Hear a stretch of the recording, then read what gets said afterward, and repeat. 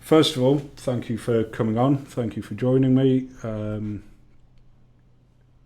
We've just been saying how shit it is when people talk about like Wikipedia stuff and just regurgitate facts. But hopefully like a broad range of people listen to this. So very briefly, if someone doesn't know who you are, what would you say to sort of introduce? Whoa. Okay, deep, it is quick. really deep, isn't it? I am Jenny Todd. I am a strength coach. I am a cat lover. I am a swear word lover. Good. We can, as far as I can tell, swear all you want. Fucking excellent. It's really fucking great. So, you are all of those things and a lot more. And I had a chat with Dale as well. He let me in on some things to mention. Oh.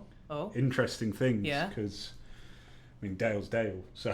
Yeah, he's strange. He knows weird things too. Yeah, he does. And he knows a lot of people, so I'm really curious.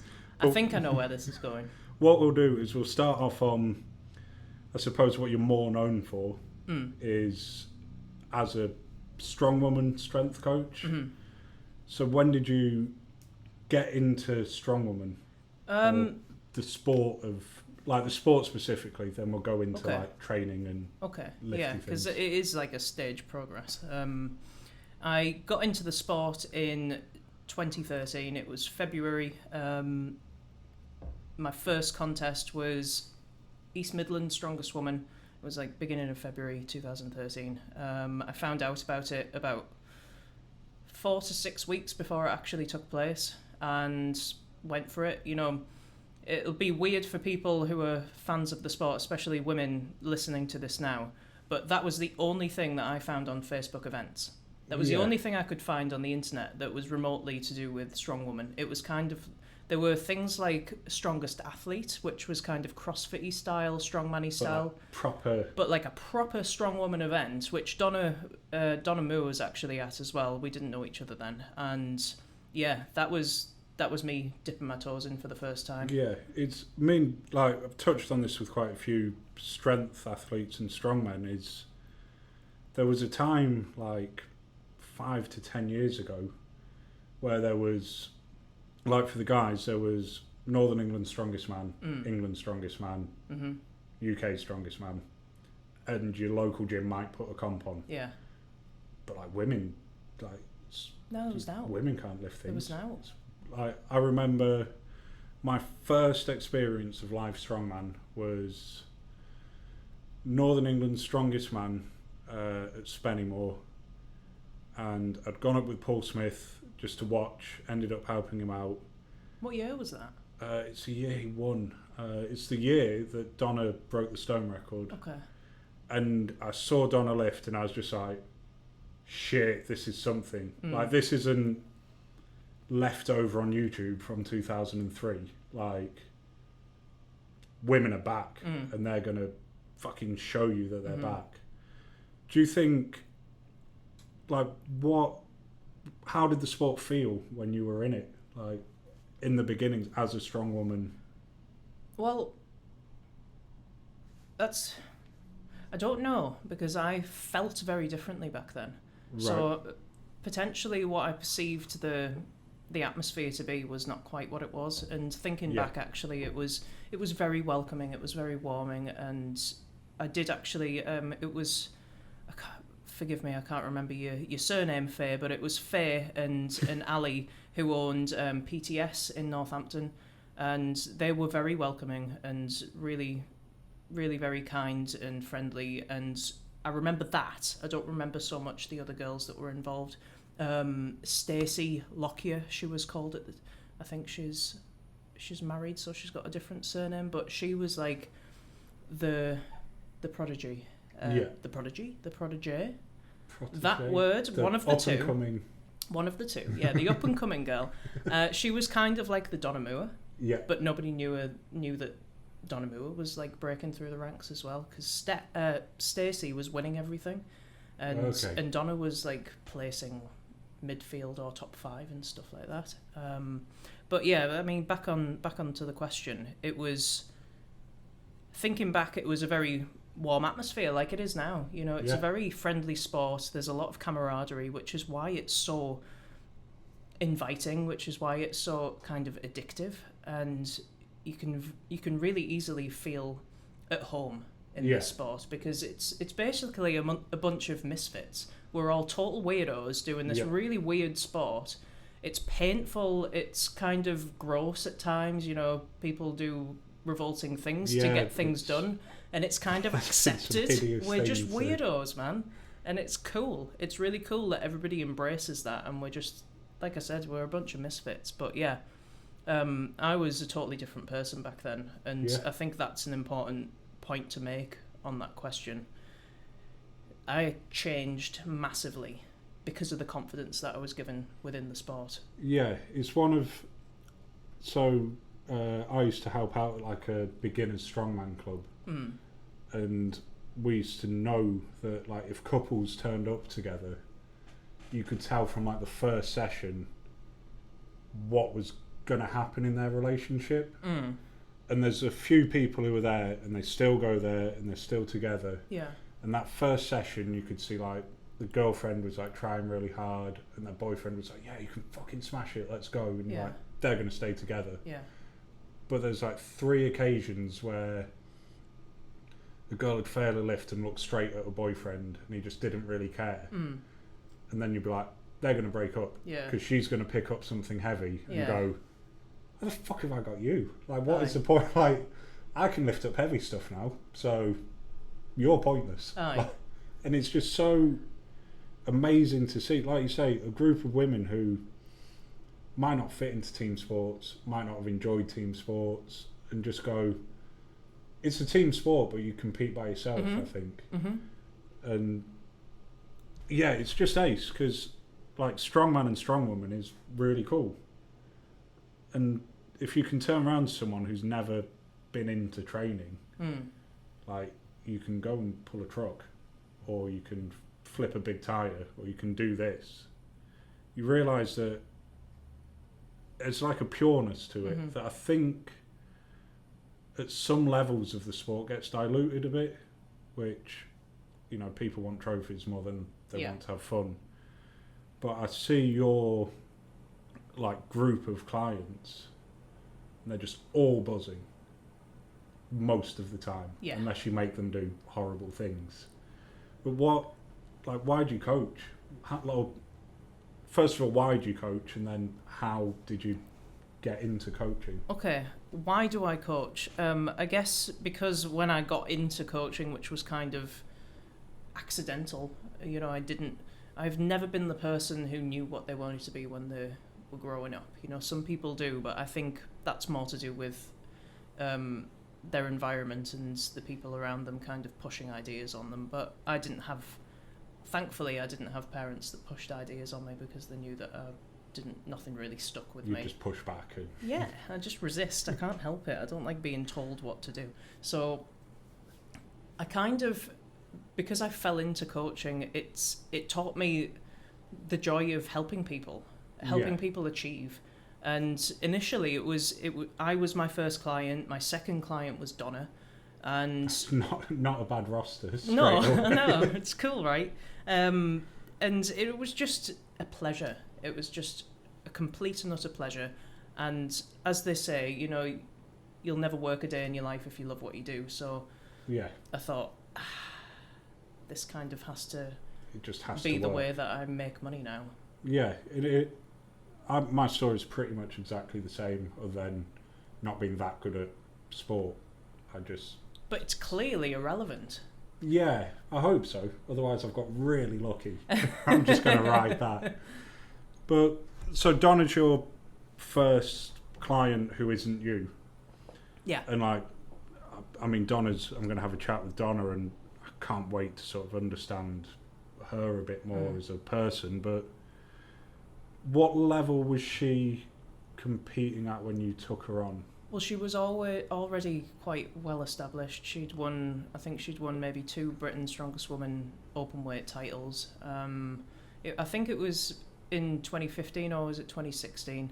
So she's won Europe's Most Powerful 2014. and Britain's that year. Britain's the year after. She'd started competing internationally as well. She won the Europes, and I do believe that she took a trip to Arnold's. Either she placed that year in the top 4, or she might have won it, because she has won the Arnold's Amateur twice, I think. Forgive me, like, my memory is atrocious. Also, you're not Donna, so... No, like, I remember what I won. There were too many people in the world. I don't remember what they all did. But, so yeah, she was... She did stuff. She was already well established. She wasn't still a new athlete. No, she was. No. So how did you feel that being your first client? Because, like, taking on... I know when I took Tom on as a client, I was like, oh, it's really shit. daunting, isn't it? Yeah. I mean, I've had a kind of, how could I say? I don't know how to say, but I've been in charge of her training for quite some time, and when a big event comes up, I shit myself. Yeah. I'm absolutely shitting myself, because the pressure is kind of weighing down on me. I know she doesn't do that to me. She's such a wonderful person, and she just says yes to everything. She doesn't really question an awful lot. She's smart, and she makes decisions instantly. If she can't do something specifically that I've asked her to do, she kind of comes up with good alternatives, because she's got she's quite advanced in her training age, because she's been doing this for some time. And at a high level And at a high level, absolutely. And she also knows herself very well. She knows her limitations, and if something confuses her too much, she'll go for something that confuses her a little bit less. Yeah, so, which when you know what's going on so much, it's sort of easy to make that call. Absolutely.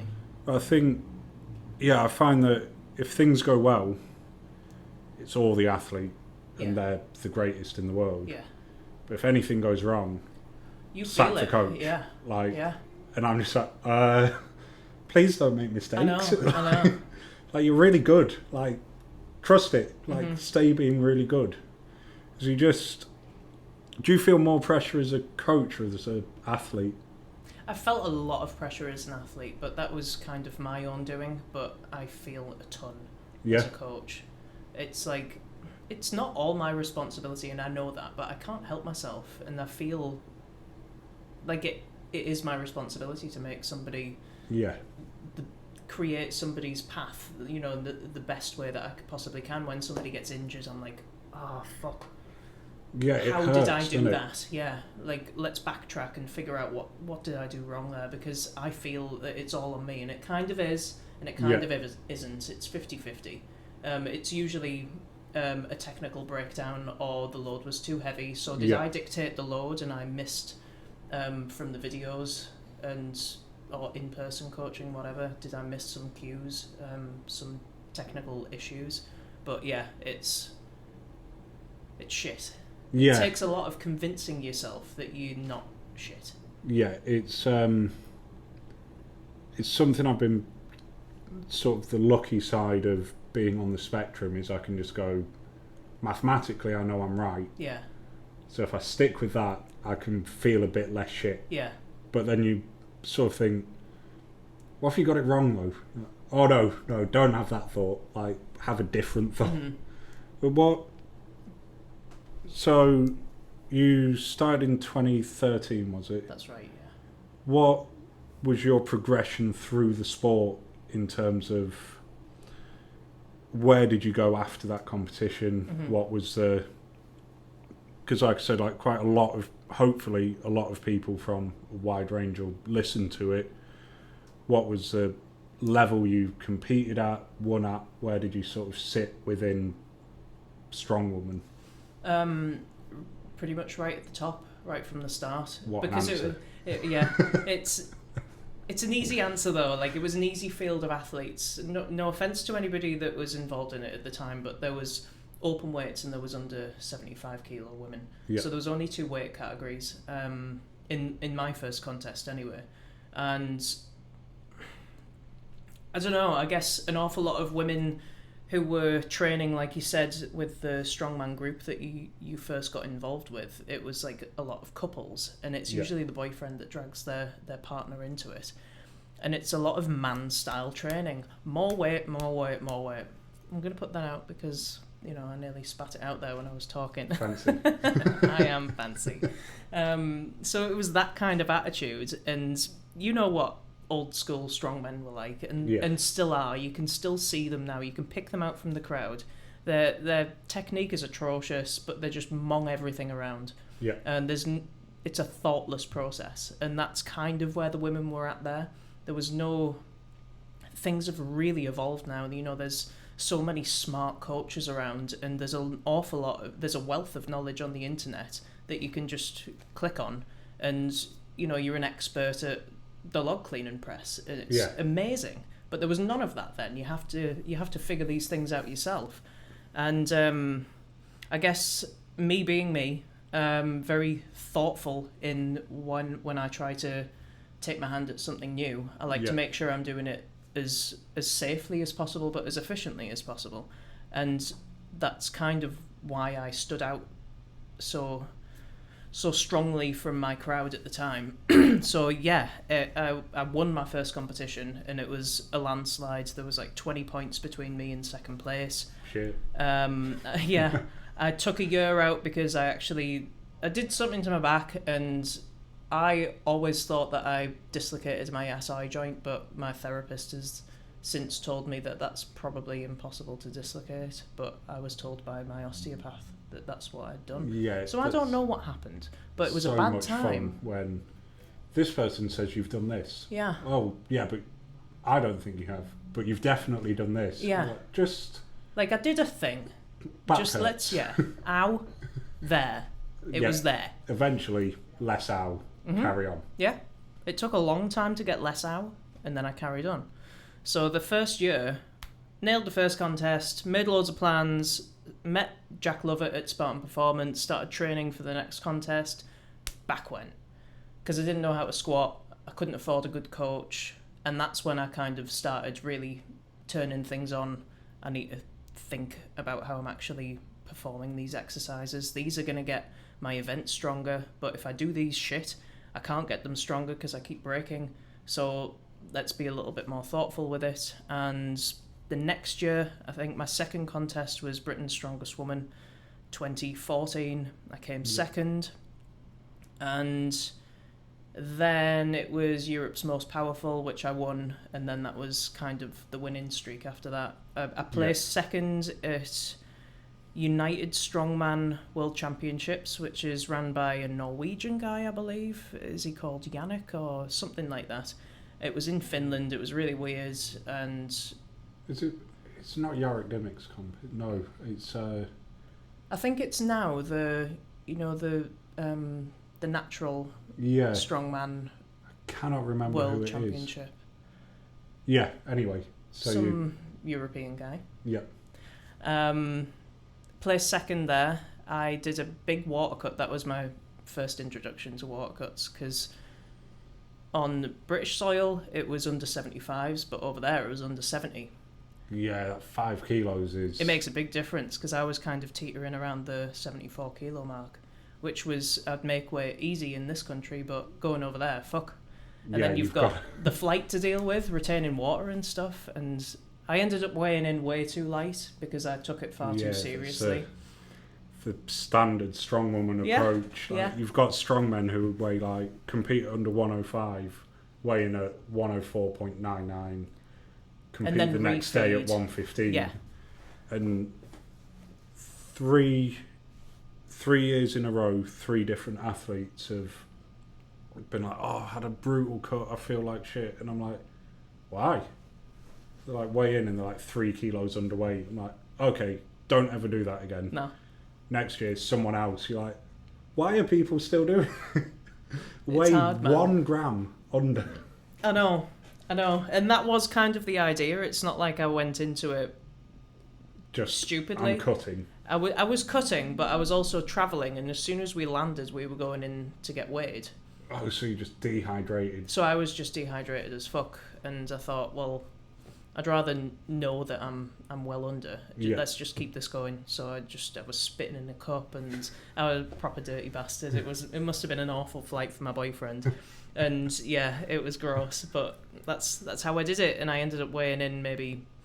It wasn't quite like 3 kilos under. It was about one and a bit. Yeah, so not crazy under, but it wasn't dramatic, no. Yeah. But I still felt it. It was awful.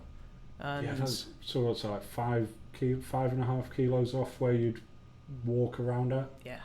Yeah, that's it was a lot grim. to. Mm. Yeah, what's sort of jumping back and forth or taking a total tangent?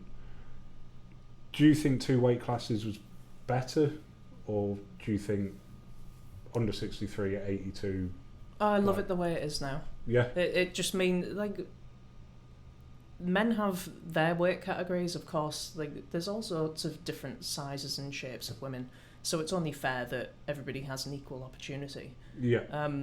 The open weights obviously is always going to take pride of place because they're the strongest women in the world. Yeah. And that is excellent. But I think it's fantastic that there's an opportunity for everybody, basically. Yeah. No, it's interesting because some people I've spoke to, not for this but just generally, have been like, like for the men it should be like under 105 and open.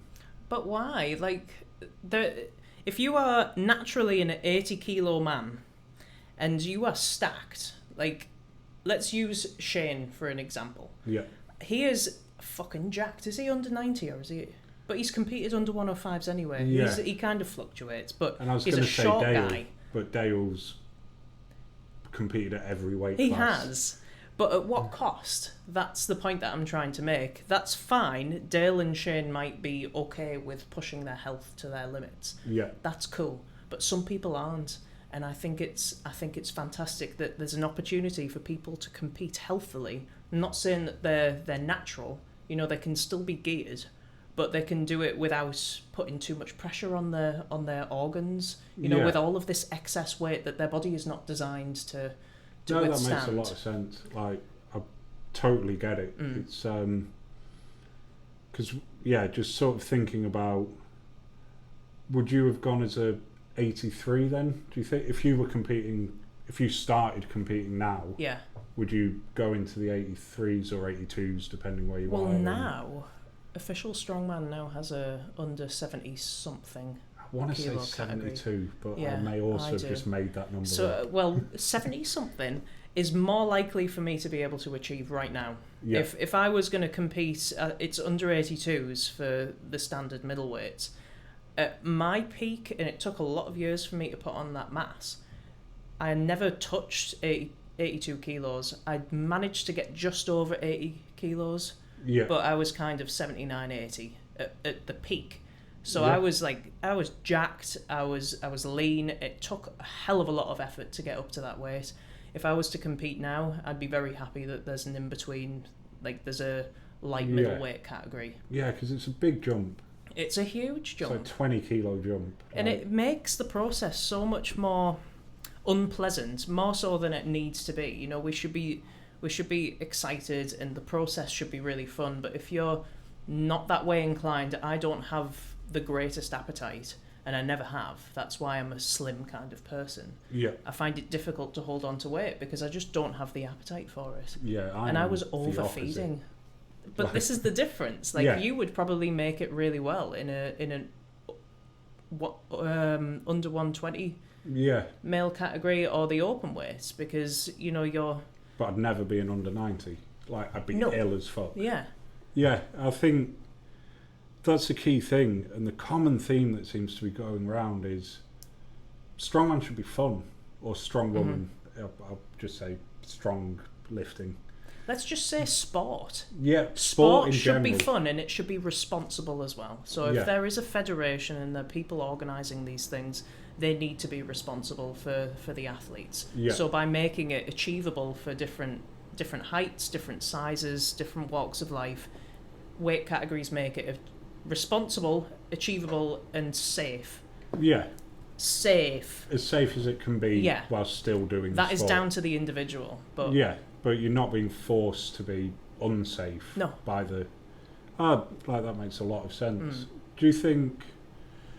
I can't remember what MMA federation it is, but they have like a 10% weight cut limit. Okay. Do you think that's something the next step in sort of looking after safety for... I think so. Because you don't want to... Like, some of the cuts people do is I also insane. think it's insane and it's unfair. Yeah. I Especially think it's with really a 24-hour weigh-in, Yeah. when you can... If you make it to 104.9 and then you actually weigh in the next day, refed, hydrated, jacked to fuck, and you're 115 kilos, competing against, you know, comfortably 103, 104, 105 Yeah. guys, that's really unfair. Yeah, because you're just an open. Yeah, you're at a distinct advantage to these poor fuckers that can't get themselves up to 115 kilos or Yeah. aren't smart enough or skilled enough to do the weight cut Yeah, as just effectively a gnarly as... cut. Yeah. And, But it's dangerous, man. I think I managed to get about 8% of my body weight off for the Finland competition, and I felt so ill. is that the biggest cut you've done then? Yeah, because then the weight categories changed in compliance with Strongman Corporation. So now we've got the standards open weight 82, 63s. That's what it changed to the following year, which was welcomed. On my part. I bet that's a much nicer category to fit in. Is.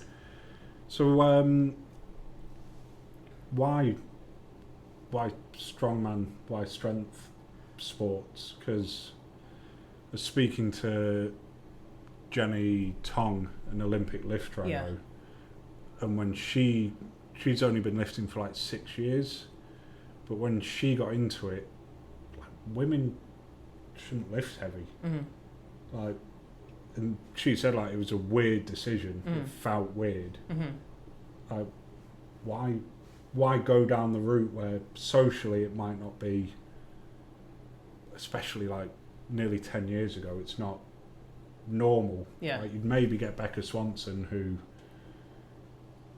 I remember setting my eyes on her for the first time, and that was, whoa. Yeah. There are women on Earth like that. Holy Yeah. shit.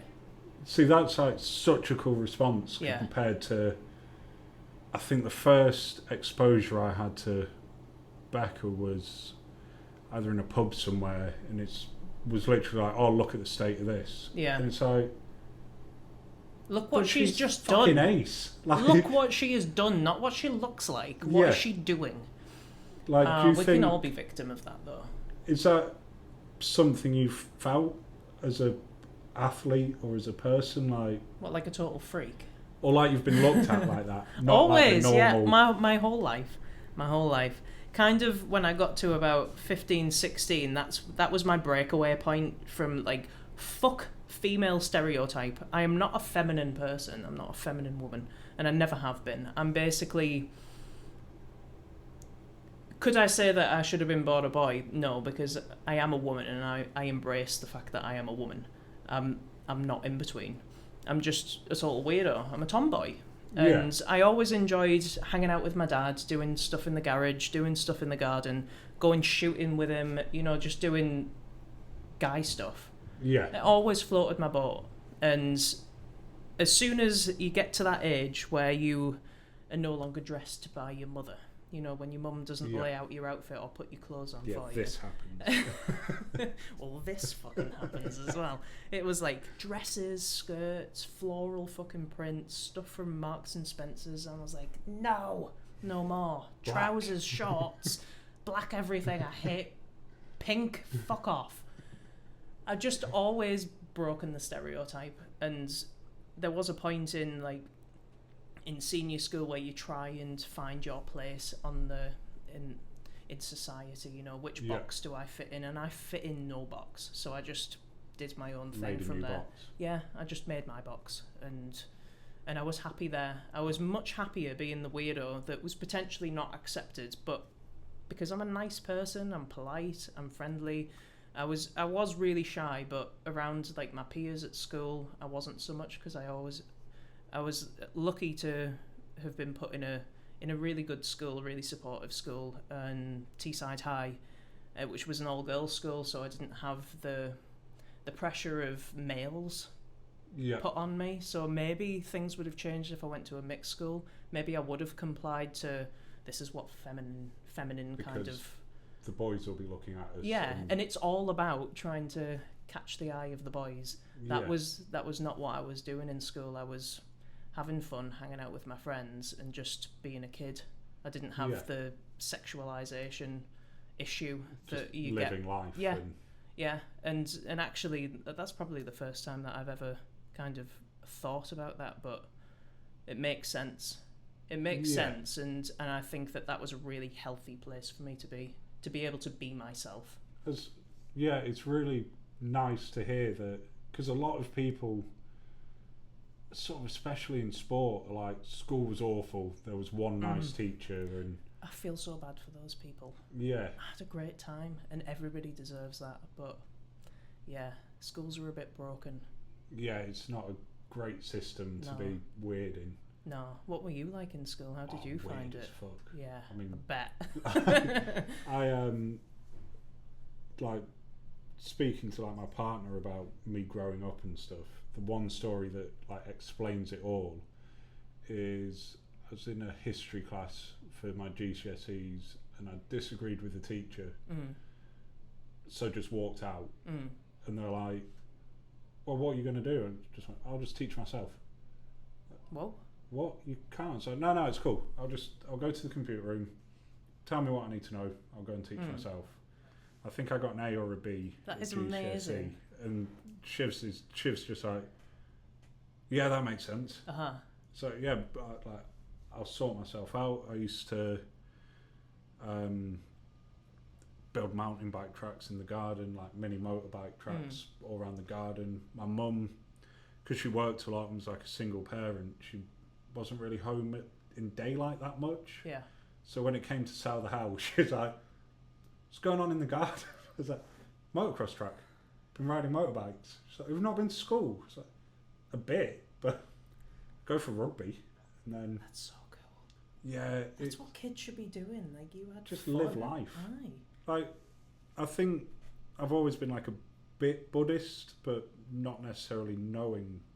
Like, at some point, everyone's going to die. Like, you haven't got a choice. So why not enjoy it?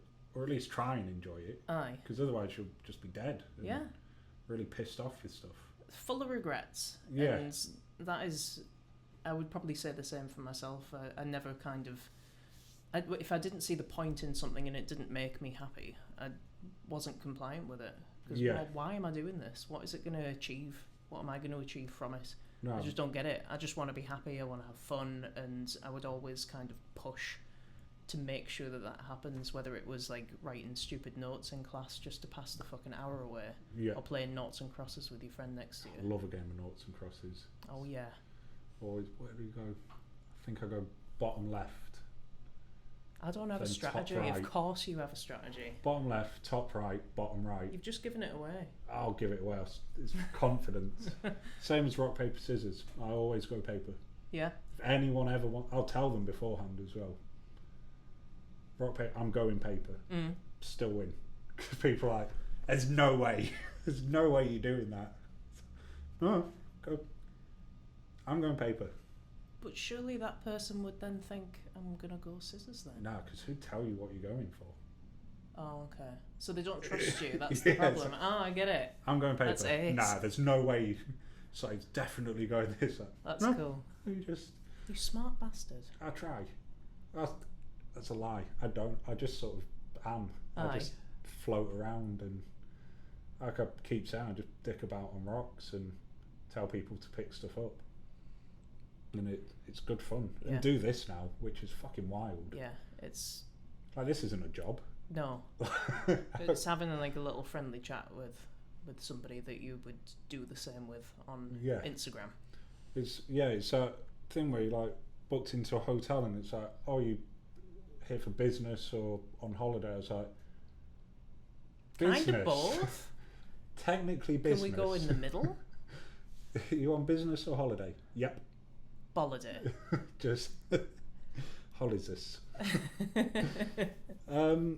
So I sort of had a chat with Dale about things that are interesting about you that people might not know. Look at that. There's so little trust there already. Kickboxing? Yeah. Was that your first That was sport? the first sport, yeah. So regardless of what I did at school, I was always really active and I liked to participate in PE. It was my free time, basically. It was the subject that I fucking loved to do, apart from art. It was just where you were allowed to be free, and I obviously felt something in exercise. You know, it makes me feel good. I like the fresh air, I like the sunshine, and this is good fun. So I stopped doing that as soon as I left school. There was nothing really that tied me to sport. I wasn't fantastic at anything in school, but I left school, and the typical thing that happens when you leave school, you leave that structure. You've no longer got PE. You've no longer got like regulated mealtime. You're an adult. So I was like, I am fucking leaving sixth form. I am in love, and I'm gonna go and live with this man. And we just ate kebabs and drank beer. Living the dream. Yeah, and I got a bit chubby. So that's kind of how kickboxing started. So Skinny Jenny was a bit chubby. Yeah. So I just unchubbed. Paul had always participated in sports. He did boxing from a very early age. Yeah. And he's significantly older than me. He's 22 years my senior. Which, yeah, that's a bit weird, but, you know, I like older guys. Yeah. Like, somebody's got to like your them. Own taste. Oh, awful. I know. Conform, Jenny. No. Oh. Okay. Can't do it. It's impossible. Ugh. Men my age. Oh, God. Just They're people. so vain and just boring. Sorry, guys, but you are. Get over yourselves. A public service message. Be weird. Embrace the weird. Embrace yourself. Yeah. Not in like a mucky biblical way, but like just embrace yourself. Yeah, no, that image, gross. But yeah, that's the problem with men my age. They're just gross.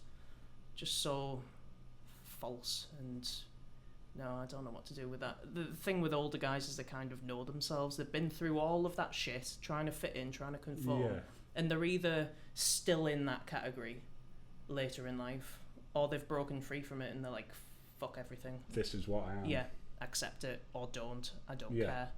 And that's a wonderful way of thinking. Yeah, I feel like it's how everyone should think. Yeah. Because there's only you. Like, there's other people who are around. Yeah. But the only constant you have is you. So you might as well like it. Right. Or at least get on board with it. Yeah. You don't have to really like it, but just own it.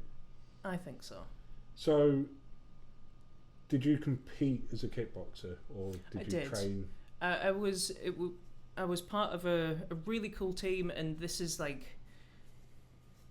another advantage of being me. I kind of fall into good crowds and good people.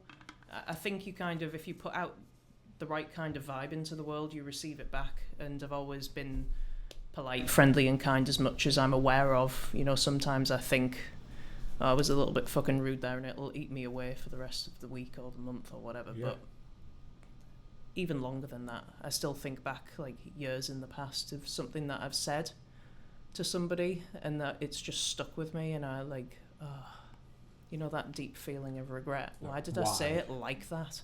I sounded like a dick. I hope I didn't hurt their feelings, but whatever. So, where was I? Kickboxing, competing. Great gym, Gary Bell, Contender Promotions, Contender Gym in Stockton. At the time, it was just Contender Gym, I think. It was like above a garage in Stockton, kind of close to the swimming baths. And that sounds like a place to get hard as fuck. Yeah. Like, that's like, you haven't got a choice. No. You're gonna... No, it was mint. It was like in a makeshift... He had a makeshift ring, which was just kind of rope around these 4 pillars. No, there wasn't even 4 pillars. There was 2 pillars, and then it was kind of attached to the wall. So they were hard. It was awful. It was really grim, and it was on laminate flooring. No, it was hardwood flooring, so there's no springy canvas. It's just like stomp. So if you fall to the floor, you just the floor, on wood. You are hitting the floor. Ow. Yeah, really bad. But it was a great gym. They were so friendly, and I took to it, and I was really skillful in practice. Not so much when it comes to actually fighting somebody, because I am a nice person and I don't want to hurt you. So I'm going to do my best to score points, and I also don't like getting hurt, so please don't touch my face. And it was kind of like that. I had 2 fights. Gary talked me into both of them, and he was like really enthusiastic. He's a fucking awesome coach, man, but that was where I found out this sport is not for me. Yeah. Although I love it, I still want to be part of it. It got the weight off me. I was absolutely shredded. I had a 6-pack. I felt great. I looked great. I was really healthy. I used to smoke, and it basically taught me. I'm also asthmatic, so that was dumb. Yeah, it taught me that. Sensible combo. It was like there was a conditioning finisher one day, and I had an asthma attack. And I haven't had an asthma attack since my mum found out that I was asthmatic when I was a toddler. Wow. Yeah. Because me and Paul would pull up to the gym, we'd have a fag before we got out of the car, we'd finish the gym, and then we'd get back in the car immediately, we're having a fag as soon as we're going home. And that was kind of the routine. I was like a 15 to 20 a day smoker. Yeah, with so asthma. Just what you did. It was just what I did, and I loved smoking. It's great, but it's shit for you, and you soon find that out when you start getting health complaints. And such a true level of smoking. Yeah, it's awesome, it's man. It's brilliant. I love it. It's really bad for you. But I can't do it. It's just shit. I love my body more than I love the pursuit of smoking. So it's nice to revisit occasionally. You know, the little nicotine rush, and your blood pressure just plummets, and you feel like you're gonna either shit yourself or pass out or both. Perfect for conditioning work after kickboxing. Beautiful, yeah. Yeah, because I trained freestyle wrestling for a while. That's right, you did. And realised that is hard work. Like, there's people who, in the same way that there's people who go to a gym and there's people who are training for a sport, you realise that people doing martial arts, the majority of them just work hard, and it is upsetting. Yeah, it's brutal. I remember the first session, I got through the warm-up, and I was like, I'm done. Like, people can't, this isn't safe. It's awful. Like, fighting warm-ups are brutal. They're quite senseless, I feel. Yeah, it's... In hindsight, I think they're a bit dumb, because you're kind of exhausting. You're pre-fatiguing before the training takes place, which requires thought.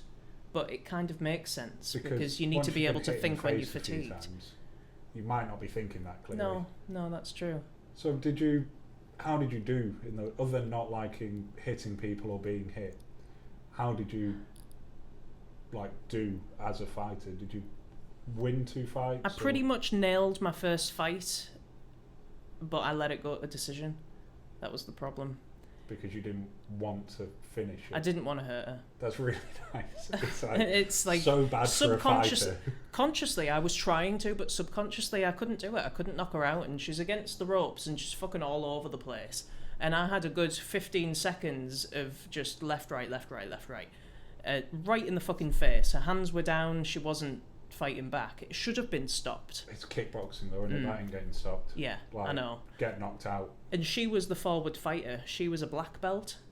And so I was not graded. Yeah, I had been training this for 9 months, so she knew how to score points, and she was. And don't get me wrong, she was really good at what she was doing.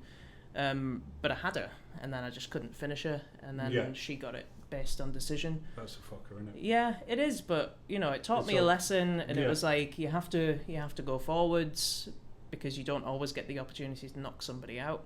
So I learned how to score points, and then the second fight came up, and I was against, I think she was again another black belt, and she was really skinny and really short, and I was like, I fucking got you. And as soon as I stepped into the ring, Gary also was my corner man and obviously my coach, and he forgot to give me my gum shield. I went into the first round without my gum shield in, which I didn't know, because you're just like, she came at me, I teeped her right in the fucking stomach, and she was winded, and she got a standing count. And I was like, yes. So I was like forward, and I walked right into a kick. She kicked me around the fucking side of the head. Ooh. And then I realised I don't have my gum shield in. This really fucking hurts. Holy shit. This is so embarrassing. And then I just lost my head and I walked out of the ring. I was just, I'm not fighting. Yeah, because it's not sport at that point. Like, if you've not got a gum shield in, you're in a fight. Yeah. Rather than in a slightly more as safe as possible. Like, back to that. So I trained a couple of sessions with, I think he fought K1, guy called Rambo, which should have been a giveaway. Everyone is called Rambo. And he, like, I was big, but you know when you see someone you think, you're fucking massive. And his kid was training as well. And he's like, right, we're doing some front kicks, we'll do the length of the gym. And he kicked his son, just straight front kick, and he was airborne. Like, he moved in the air backwards. His son just landed. Come on then, do it again. I was like, this kid is 13. He's gonna, like, he'll be, if he keeps up with it, he'll just be world champion. Yeah. Like, because he's tapped. Wow. And like, wrestling was physically brutal. Like, you just, the most tired I've ever been. But being around kickboxers, they're fucking tapped. Like, it's insane. When you think, like, we'd spar, and then all of a sudden someone's like, well, he's just tried to Superman punch me because I'm taller than him. I remember the first time I got Superman punched, my only thought was, people don't do that. What the fuck are you doing? Like, you're airborne. People will do whatever they fucking can. Yeah, it's, kickboxing's wild. Do you still watch fights? Are you still into... No, I don't, but I don't really watch anything except kind of YouTube-y stuff.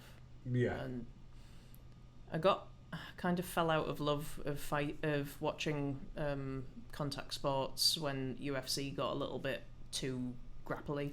Yeah. I got really into watching UFC. When I first found out that was a thing, I was like, I need to watch the first ever UFC all the way until what it's doing now. And I think at the time, John Jones was just kind of starting to get a name for himself, and I love this guy, but I want to see where it's come from. And I kind of dug out all of the archives from UFC, there. like, the first UFC is a fucking trip. Is the first one where there's like a sumo wrestler and some style of kickboxer. Yeah, and the sumo wrestler just, I think he took one leg kick. And his tooth falls out. Yeah. Yeah.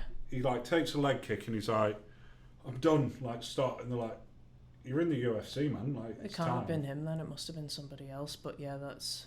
But I think they just didn't stop the fight, and then he lost a tooth or something. Because there was pretty much no rules except no groin shots and no eye gouging. You could groin shot. Yeah, and you couldn't gouge, but you could rake the eyes, I think, which is a very... Thankfully, I don't think anybody really did, though, did they? They kind of stuck to their sports. They weren't dirty street fighters. Other than Tank Abbott, who was, his sport was dirty street fighting. Yeah. And he's stuck to that.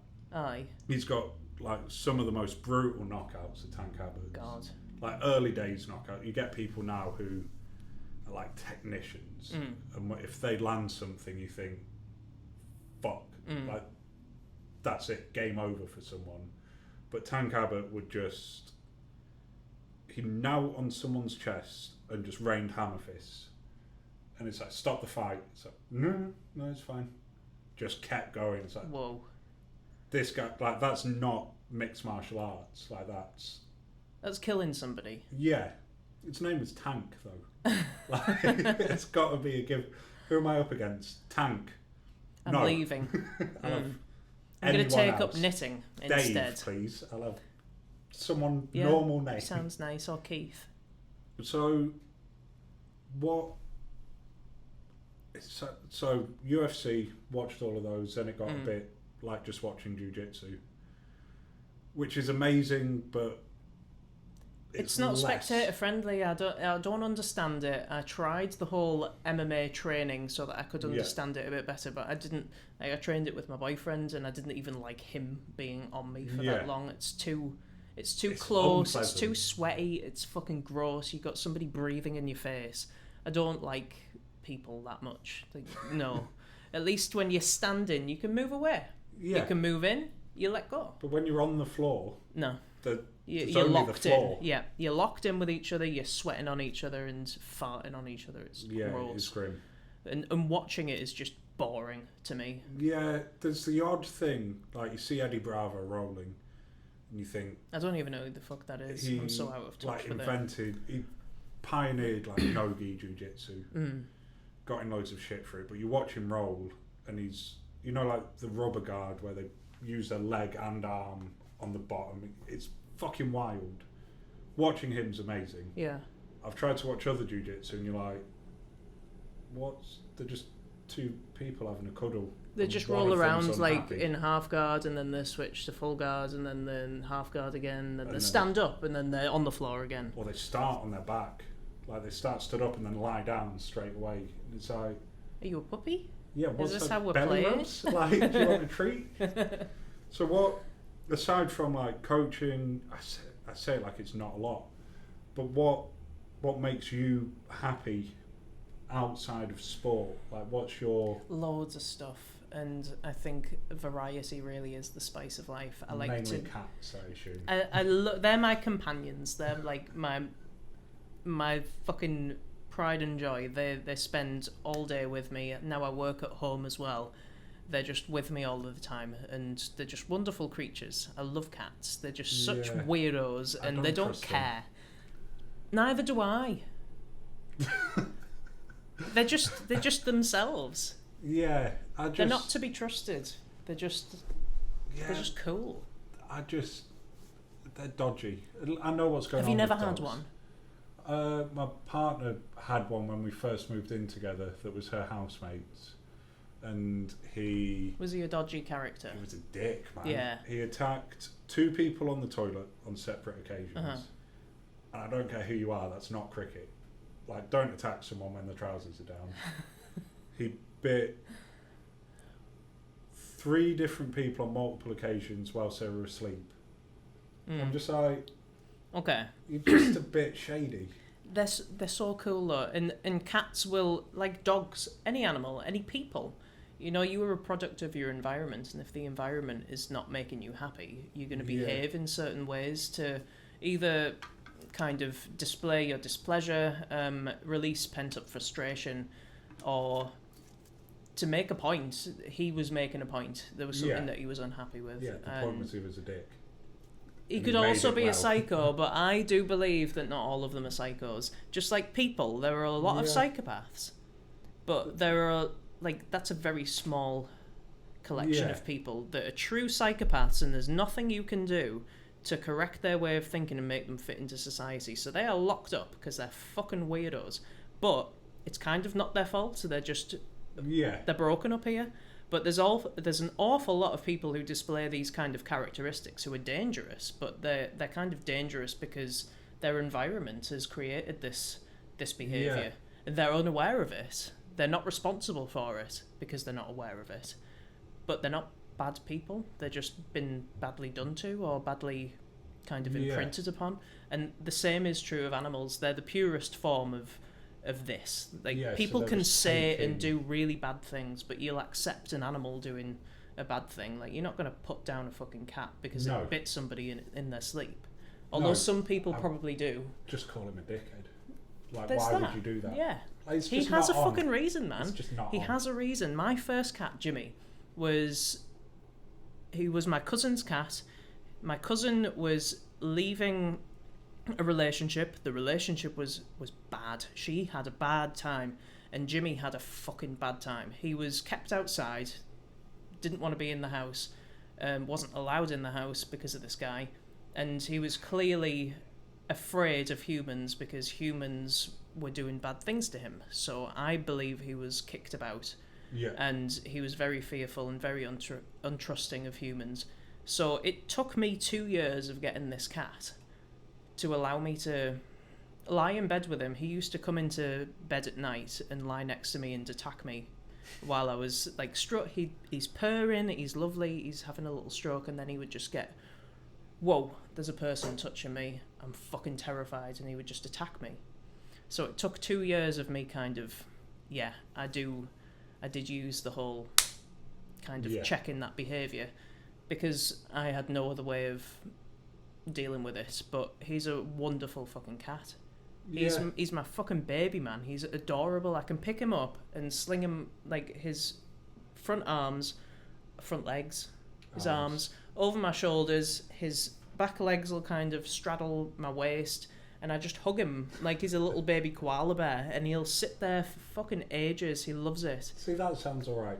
I think the thing with me is, like, people I know take the piss, but if there's a dog, I'll be friends with it. Like, that's my thing. Yeah. And I am that person with a cat. Yeah. If there's a cat, I need to know it. I need to know what its name is, what its favourite treat is, and I need to make friends with it. What's its favourite toy?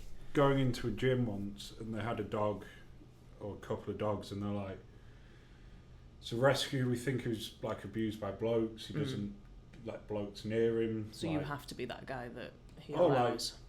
Like, 5 minutes later, we just lay on the floor. That's adorable. And I was like, we're friends now. Yeah.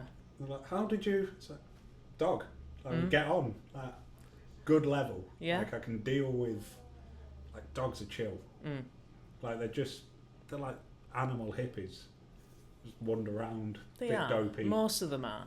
I worked with dogs for a few years, and yeah, not all of them are cool. Where did you work with dogs? Just for dogs in Stokesley. Okay, so like it was like a grooming salon. They had a daycare facility, like a creche. People would drop their dogs off and go to work and then come back and collect them. And then we opened a hydrotherapy suite. I ran the hydrotherapy suite, so that was kind of my gig before I got into coaching, and that was kind of what I was doing as I was getting into training and sport and stuff like that. But yeah, dogs are great, but I don't ever want a pet dog, ever. Yeah, I'm done with those things.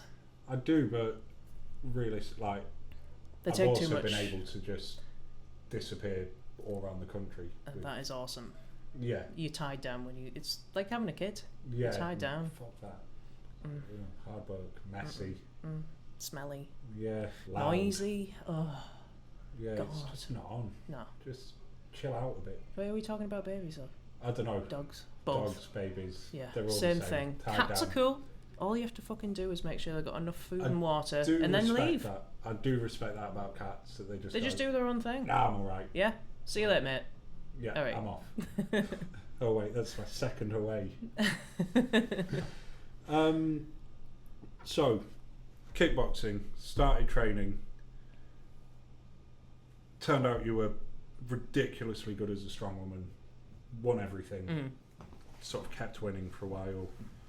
Where are you now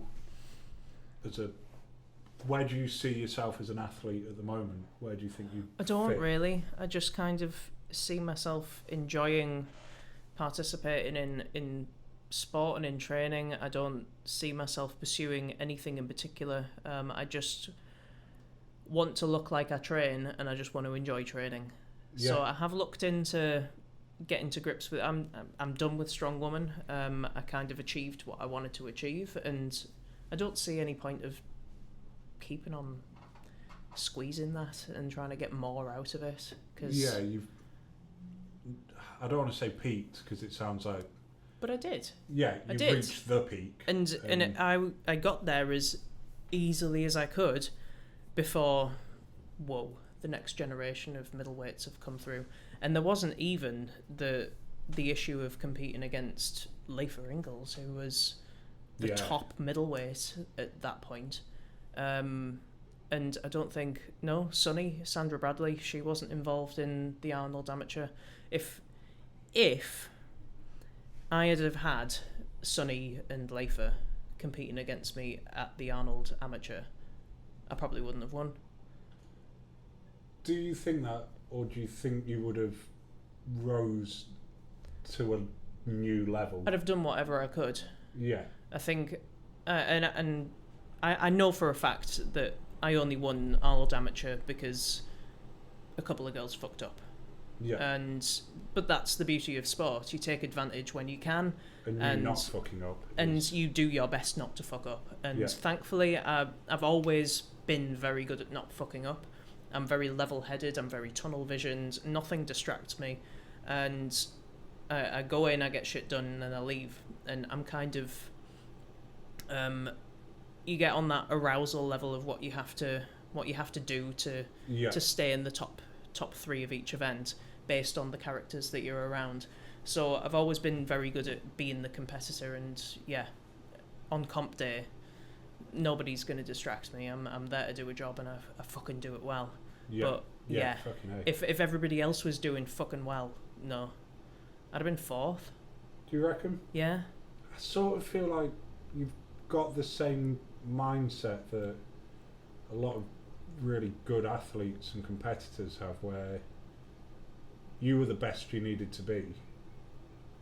But I think if you needed to be better, you would have just done that. And that is the beauty of it. We'll never know, will we? Yeah. We'll never know. But I'm humble in my achievements, and I know that on their better day, they would have come up top. So I'm accepting of that, and that's why I wanted to walk away. Yeah. Do you think, like down the line, like Masters, or do you think you're just done with competing with Strongwoman? I think I'm done. Yeah. Yeah. I mean, I tried. I took part in the England's Midlands qualifier last year, and it was great to compete again. It was great to get my hands dirty again, but the final just didn't float my boat. Yeah. Because then there's the pressure again. There's the pressure of entertaining, and there's the pressure of doing well. Everybody expects it of me, and I just because I don't. No. You are Jenny Todd, like, and that's the thing. Like, that's what everybody thinks, and but I think I know who I am. Yeah. And I'm not the person that I was. I'm not that committed to training anymore. It's funny. I had a conversation with Andrea Thompson on Sunday, and she is kind of where I was then, and I didn't like being that person, but I had to be that person. I was very selfish, and I was very driven and focused, and nothing could break that focus, which is why I achieved so much. And that's kind of what it takes to be an elite level athlete and be the best that you can be. You've got to, the nutrition has to be on point, the recovery has to be on point, the training is a non-negotiable. Like, nothing except a close member of my family dying will get in the way of me training. There's nothing. These things cannot be broken. They are non-negotiables, and that turns you into a selfish prick, and you kind of hurt the people around you to get what you want to achieve, and it's a bit shit. Yeah, and I suppose once you sort of break that bubble and see it from the other side, it's hard to go back to no. Because when you're in, you know, like, and it's cool. I can't do that. I'm training. Yeah. But some people are very accepting of that, and if you're a narcissistic kind of person, you're cool with that, because you know that that's your personality trait. But I'm not a narcissist, and somehow I turned into one. So no, I don't want to go there again. No, absolutely not. No.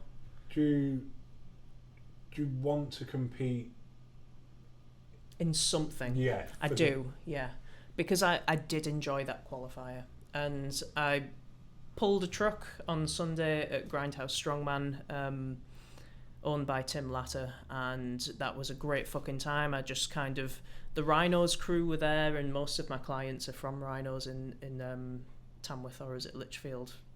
I think they're. It's kind Tamworth, of that. Yeah. It's the same thing. Tamworth, we'll call it Tamworth. So I was just like hanging out with my fucking crew, and one of my clients, Abby, well, there was Abby and Sarah Oates, who co-owns BCB Sleeves. Yes. Or BCB Strongman, but it's the sleeves that has broken people. Them in, yeah. And they were both competing, so I was there to encourage them and be the coach and hang out with them and have a good day. I took my boyfriend and his 14-year-old daughter there so that she could see like women doing cool fucking things that are not women things to do. You know, they're pulling the same truck as the guys, and it's a good time. So I thought, I'll just go there and hang out. And then I pulled a truck, and then I just sat and talked to my client Abby the whole time, my mate Abby, and we just hung out, and it was class. And that's what competing should have been for me, but it never was, because there was always a purpose for me. But because I don't have that it feels a little bit shit saying it, but because I don't have that purpose anymore, and that's okay. I think if you pursue something knowing that you're okay with not having a purpose there, if you're just doing it for fun, absolutely. But because I always competed with the intent of winning, because I'm a competitive person. Yeah. And don't get me wrong, I still wanted to beat Andrea at the truck pull, but however. Yeah. I'm like 3 years out of practice and 5 kilos lighter. This is stupid. And Andrea is one of the strongest women on the planet ever. Yeah. I mean, it's going to be an ongoing debate for a while, but yeah. You've got Andrea and Donna, in terms of just pure numbers, no asterisks, no for body weight. Like those two are, they're in the argument for, greatest female strength athlete ever, and not just Strongwoman, like across the board. Yeah. Because, Donna was. It sounds weird because you were also really prolific as well. Like you just won. Like you won all the stuff. Did you have to switch on Sunday? Did you feel that I'm going to pull a fucking truck and I'm going to win? The kind of, well, a little bit. It was a bit like, oh shit, it's me. Okay, like I kind of need to prepare for this. I didn't warm up, and that was dumb. Really good. I had a beer the night before. Yeah, I didn't have a beer the night before. I had a good few glasses of gin and tonic the night before, it's good for you. It's called absolutely. Tonic. I mean, it prevents cramps with the quinine. It's really good for you. Less likely to get malaria. That was the problem. Like, where were we? Going to Burton-on-Trent. It's known for malaria. Full of malaria. Yeah. So gin and it's sensible. I was just being safety gen, and dehydrated as fuck, drinking a lot of coffee on the way down there. I didn't warm up, didn't rehydrate before the event. So my prep was Jenny Todd, okay, and I walked, and I was like, getting your heart rate up with deep breaths and forceful breathing out, trying to get my breathing elevated, like lifting my legs off the floor and just trying to get blood into my quads. That was it. And then for 30 seconds, pull a truck. Badly. But I came second. And coming second to, I assume, Andrea. Like, there was a minute and 20 seconds difference, however. Yeah, but I sort of feel like it's when Z was in his prime that we'll let him do the winning. And then everybody else really good does competition below that. And it's nice to see you enjoying stuff, though. Like, it sounds weird, but like we've been sort of around each other for a while. Yeah, it's been a good few years. Yeah, and there was a phase where you just seemed to not be that psyched on being at comps. No. The vibe of it, and it is nice to hear you just fucking buzz about strongman and strongwoman, not necessarily as an athlete, but as... It's just doing the stuff that I enjoyed doing in the first place, which was, it was inviting to me because I am that weird woman that doesn't like participating in female shit. Like, pulling a truck is awesome, and I always love pulling trucks, and there is never... I've pulled a truck once in an actual full competition, and apart from that, it's only been at Mark Lawson's UK's truck pull championships. And it's fucking awesome. It's like pulling a truck. I'm pulling a truck. I am this tiny little woman, and I'm pulling a truck. What the fuck's going on? And guys are doing it as well, and I'm doing like pretty much the same as the guys. That's cool. It's like Atlas stones. The first time you loaded a big ball of fucking concrete onto a platform. Whoa, that's pretty cool. There's no gender asterisks in that. No, like a heavy Atlas stone. It's hard work. Yeah. Even people who are really good at stones. It's grim. Yeah, it's not the most fun. But it is such an achievement afterwards. It's invigorating, and that is what the sport is. Do you think, is truck pull that sort of, what would you say is your, like, if someone was unsure about getting into strongwoman, lacking a bit of confidence, would you say, go and pull a truck? because you'll feel it has to amazing. be that immediate kind of release of look what my body just did, which you don't really get with plates and barbells and dumbbells, and it's less. You've got to know stuff for it to be spectacular. You do, yeah. It's like spectator-friendly events are there for a reason, because it gets them more involved in what's taking place, but it also gets the athlete more engaged in what's taking place. So if you're carrying a yoke with 2 fucking motorcycles on either side, that's heavy. Yeah. Rather than, this is a 400 kilo yoke. It weighs the same as... This has got 2 motorcycles on it. That's heavy. I'm going to have to be careful, and I'm pumped up. And then once you've not that I ever carried 2 motorcycles, maybe like I could probably carry 2 50cc scooters. I don't know. Maybe an electric bicycle. Just one. Hold it overhead, at least. But yeah, I mean, the confidence boost is doing the things that you never thought that you'd be able to do. Like, I used to be the cellar manager at Lava and Ignite in Middlesbrough, and I remember taking the deliveries off the truck, and this was when I was still like skinny fat, not into training really. I did start a little bit of kickboxing, but I wasn't strong. And I'm supposed to be taking all of these kegs. There's the little ones that we use, but there's also, like the big barrels that the 18-gallon. The 18-gallon fuckers that Northern Strength and Performance have. Yeah. So there's both of those. And I've got to somehow get them in place and arrange them nicely so that the newest ones are at the back and the oldest ones are at the front. And then the lift broke. Now this club was up 3 flights of stairs.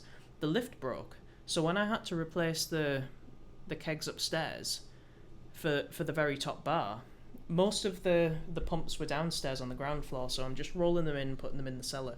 When I had to replace the stuff on the top floor when the lift was broke, it was grim. Yeah. But now I'm like, I can put that and that together. When I trained Strongwoman and I carried like an 85 kilo keg, or in Arnold Amateur it was a 70 kilo keg floor to overhead and then a carry. Jesus. So like putting that and that, I used to struggle like fuck to roll it up a step.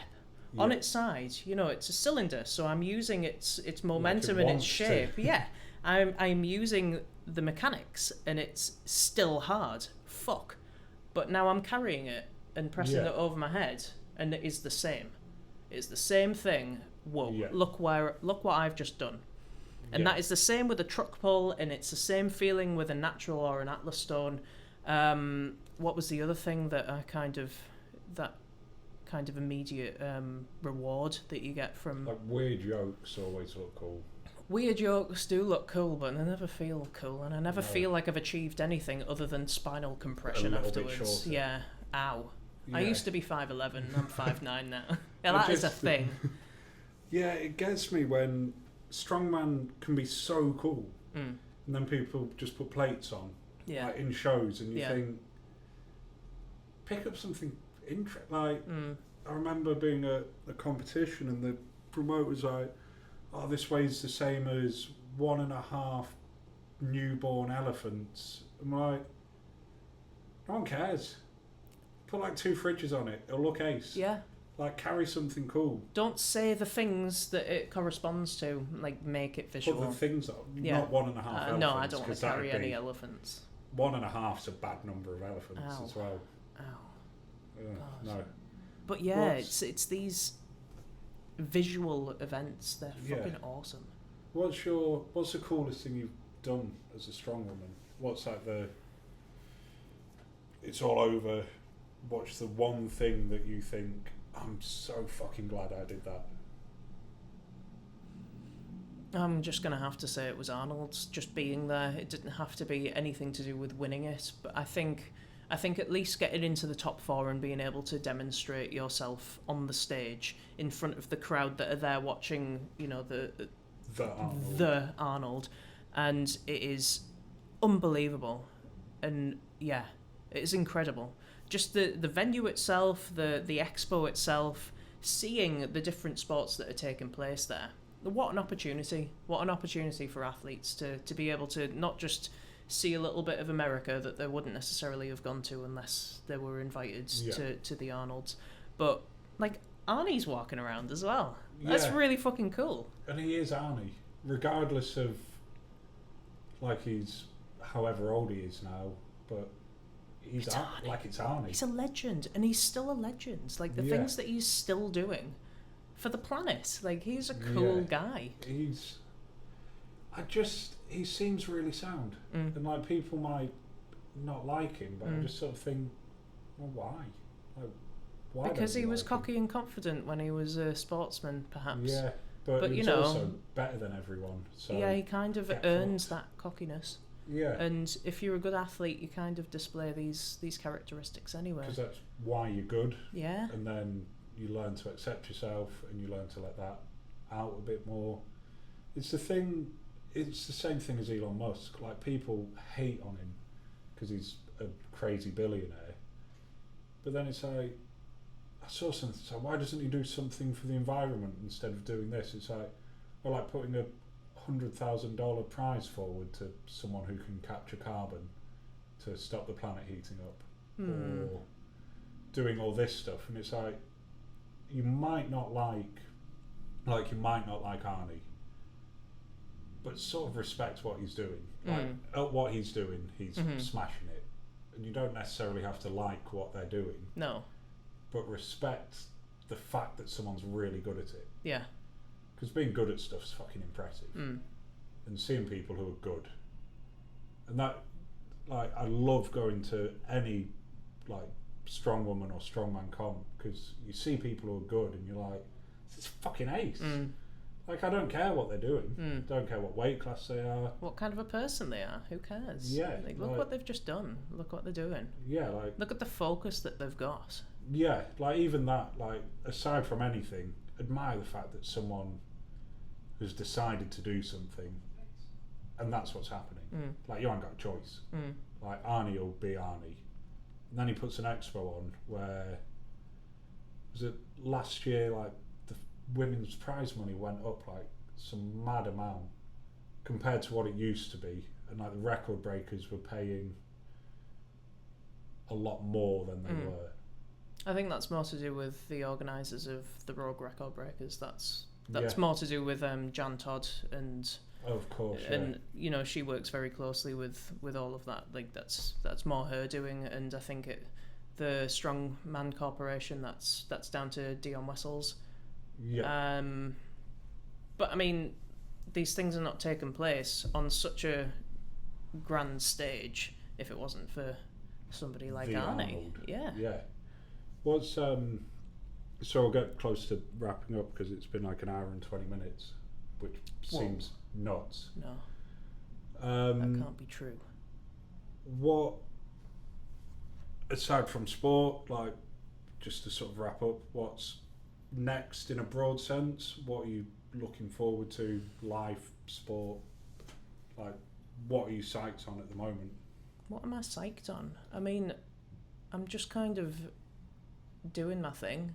There's not really anything that's taking my focus. My business is probably what is taking the majority of my focus at the moment, and where I want to take that is probably where I'm going to be putting all of my energy in now that I'm not. I had a wonderful conversation with Shane about where I can take this, and he worded it perfectly. If I can kind of get the focus and the organisation in my head, training is so much easier. Winning world championships is so much easier than running a business. But if I can get champion Jenny's head on business control and promotion and organisation, it's the organisation that's the fucking problem. Tell me about it. I am not an organised person. How do people do this? I booked a hotel in Newcastle because I assume Donna lived near Newcastle. We're north, so everything's north. Newcastle. Yep. So today I'm driving to Newcastle for a hotel. To come back down south. Coming back to literally the same place to speak to Donna. Wow. Then back to Newcastle. Because I was like, I've nailed it. I can get Dale and Jenny done, and then on the way up it'll be like perfect because Donna's up in Great Newcastle. timing as well, Dan, because you'll be hitting rush hour traffic heading back up to Newcastle. Well done. Dale's told me to get Fucking a Palmo hell. and just deal with it. I would wait until about 6-7 p.m. before trying to tackle the A1 at this time. Yeah, it'll be good fun. Mm. But yeah, I'd say it's business. I need to get a grip of that, because what I want, the coaching is great, like the programming and teaching people how to do things well, getting them stronger, yada yada yada, that's fucking excellent. But a coach is getting in somebody's head and convincing them that they are worthy, that they are good at something, that they can do what they want to do. And regardless of where I've taken my athletes, the thing that has really hit home with me is how powerful a role model can be, or a coach can be, or a teacher can be. And I did an awful lot of thinking in the first lockdown, and I got in touch with my old PE teacher, who I was shit at sports, but for some reason Mrs. Vickers gave me so much confidence in my ability and just basically taught me to do my thing, have fun, and keep going. She gave me confidence. And this is, teaching is coaching. And if you're a strength coach, or if you're a sports coach, you are teaching that person how to be a better version of themselves, not in performance, in their fucking head. And what really, really floats my boat is giving people the confidence to, I hate my fucking job. What are you good at? Go and do that. Oh, I'm scared. No, you fucking, like, that's okay. I was scared. You can fucking do it. Change your fucking life. Be happy. Live. That is what really invigorates me, and that gets me up in the morning. Yeah, being scared is so good, because it shows you actually give a fuck, and you should embrace it a bit. Absolutely. And I feel like that's probably a good message to wrap it all up on. Perfect.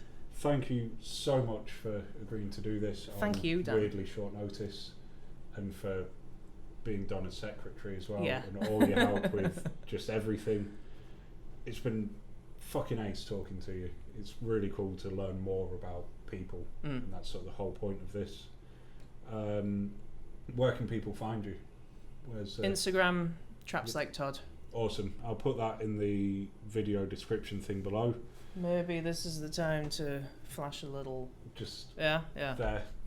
The angry toddler. Yeah. Look for the angry toddler. Mm-hmm. Yeah, fitting.